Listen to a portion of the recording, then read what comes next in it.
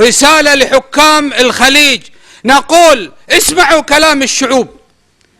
الشعب متوحد أصلا، الشعوب متوحدة، هذا ابن عم وهذا ابن خال. من ليس له ابن عم في السعودية أو ابن خال في الكويت أو ابن عم في الإمارات أو ابن خال في قطر؟ كلها عائلة واحدة.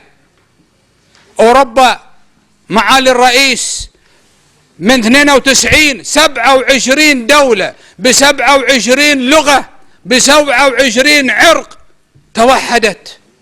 ونحن اليوم حتى العملة نخرج من 50 كيلو ونغير العملات. لماذا؟ هل حقا نقول للجميع انظروا كيف تخلفنا في 68 وفي 71 عن اتحاد الإمارات؟ لو اتحدنا لسهل الآن أن نضم هذا العقد. نقول للحكام المسؤولية كبيرة، لا نكتفي بمهرجانات ولا نكتفي بلقاءات ولا بمجاملات، يجب أن نسمع أنها مسؤولية.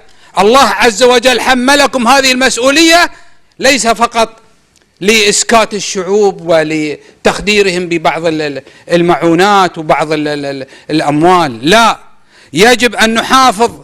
الله عز وجل قبل أن يأمر الناس بالعبادة أمنهم، قال فليعبدوا رب هذا البيت الذي أطعمهم من جوع وآمنهم من خوف.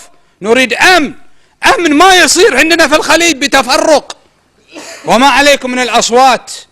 ونقول لدول الخليج لا تغتروا بالأموال، والله إنكم محتاجون لكل واحد في الخليج، بل محتاجين لأكثر من الخليج. ثم أين الأموال هذه؟ ماذا فعلت لنا؟ ما زلنا ضعاف.